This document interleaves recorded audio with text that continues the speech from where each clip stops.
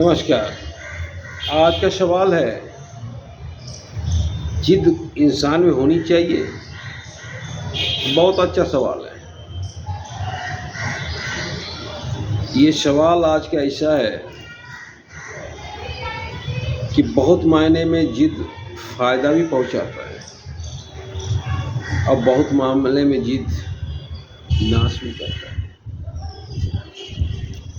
एक इंसान को जिद्दी होना चाहिए या नहीं होना चाहिए, इस सवाल का जवाब देना बहुत कठिन है, क्योंकि आपको मालूम है कि रावण में भी जिद था, दुर्योधन में भी जिद था, शकुनी में भी जिद था।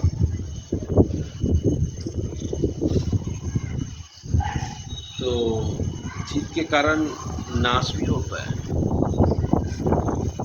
क्योंकि इसलिए नाश होता है कि जिद में अहंकार भी छुपा होता है। जिद में मैं हावी होता है, और जहां मैं हावी हूं वहां अहंकार दिखता है।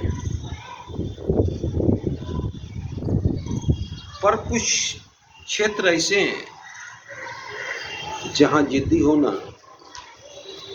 जरूरी है। जैसे कोई आर्टिस्ट अगर जिद्दी है, कोई साइंटिस्ट अगर जिद्दी है, कोई राइटर अगर जिद्दी है, कोई फिल्मकार अगर जिद्दी है और अपने मकसद के लिए जिद्दी है, तो जिद्दी होना जरूरी है। क्योंकि आपको मालूम है, आज जिस बॉल की रोशनी में आप नहा रहे हो, उस बॉल को बनाने में 1000 बार प्रयोग किया गया। जब 300 बार प्रयोग हुआ तो जो उनके साथ काम कर रहे थे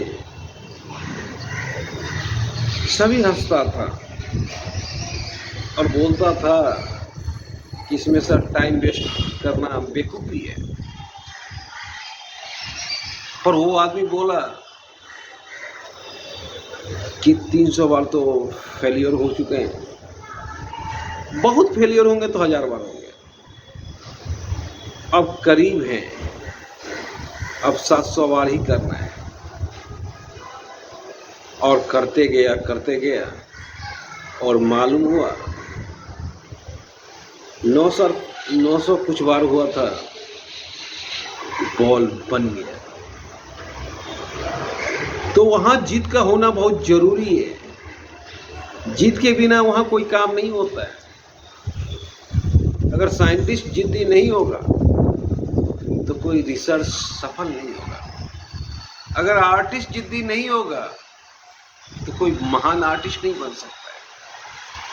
अगर कोई राइटर जिद्दी नहीं होगा तो कोई महान राइटर नहीं बन सकता। आपने सुना होगा, हमारे Mysore famous painter MF. Hussain साहब, एम.एफ. हुसैन साहब को भी सफलता जल्दी हाथ नहीं लगा। एम.एफ. हुसैन साहब दिन रात पेंटिंग में लगे रहते थे। आज दिल्ली रहे, कल कलकत्ता रहे, परसों मुंबई रहे। कभी कभी तो उनके पास पेंटिंग एग्जीबिशन से लौटने के लिए पैसा नहीं होता था, साथ ही पेंटर से लेके लौटना होता। तो वहां जिद का होना बहुत जरूरी था, और तभी एम.एफ. हुसैन साहब का आज नाम है। आप सुने होंगे विसेंट वान गो का नाम। विसेंट वान गो हॉलैंड का पेंटर था, और उनका पेंटिंग बिकता नहीं था, क्योंकि काफी समय से आगे पेंट कर रहे थे और सभी कला समीक्षक उपहास उड़ा रहे, खुलेआम उपहास, खिल्ली उड़ा रहे और कला मित्र भी खिल्ली उड़ा रहे, पर उन्हें थोड़ा सा भी प्रभाव नहीं पड़ा और उन्होंने काम अपना बंद नहीं किया। दिन रात पेंटिंग में लगे रहते थे और उनकी पेंटिंग बिकती भी नहीं थी। एक उनका भाई चियो था जो उनका आर्थिक हेल्प करता था और उसी से पेंटिंग करते थे। कई एक बार मानसिक दौरे भी पड़े, फिर भी वहां भी पेंटिंग करते रहे। उन्हें पेंटिंग में परमात्मा का दर्शन होता था। डॉक्टर एगेन का पेंटिंग हॉस्पिटल में ही किया था।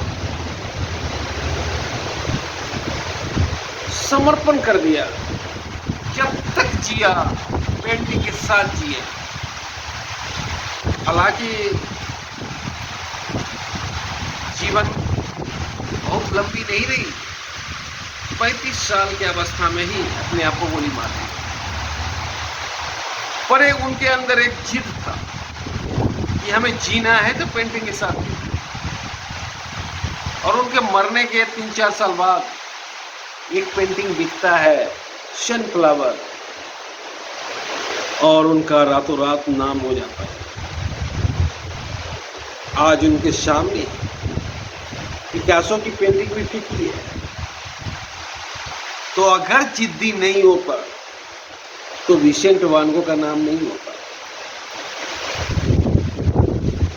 बहुत सा ऐसे हमारे फिल्मकार हैं, एक्टर हैं, नवाजुद्दीन सिद्दीकी। अगर वो बंदा जिद्दी नहीं होता तो तुरंत लौट जाता। उस बंदे ने 10 साल 12 साल स्ट्रगल किया।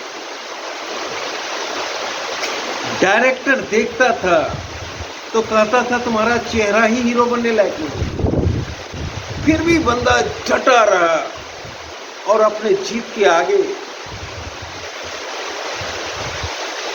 जीत गया। और आज बॉलीवुड ही नहीं, हॉलीवुड में भी बंदा काम करता है। आज बेस्ट एक्टर है। तो बहुत सा केस में जीत का होना भी जरूरी है और बहुत सा केस में जीत का ना होना भी जरूरी है। तो मैं कहूँगा, अगर आप आर्टिस्ट हो, अगर साइंटिस्ट हो, अगर कोई स्टूडेंट हो, तो वहाँ पे जीत का होना जरूरी है। जिद्दी बनो। पर कभी कभी थोड़ा ऐसे मामले आते हैं जो घर से ताल्लुक़ रखते हैं, वहाँ पे जिद्दी नहीं बनना चाहिए। वहाँ पे जिद आपको डुबा भी सकता है, पर 90% केस में आपको जिद्दी बनना चाहिए। क्योंकि अगर एक साइंटिस्ट जिद्दी नहीं बनेगा तो आविष्कार नहीं होगा। साइंटिस्ट को जिद्दी होना ही होगा, तभी आविष्कार हो सकता है। आर्टिस्ट को जिद्दी होना ही होगा, लेखक को जिद्दी होना ही होगा।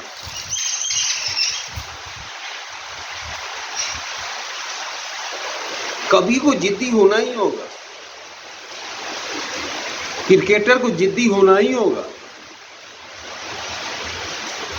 बिजनेसमैन को भी जिद्दी होना होगा। तो बहुत जगह जिद अच्छी बात। नमस्कार।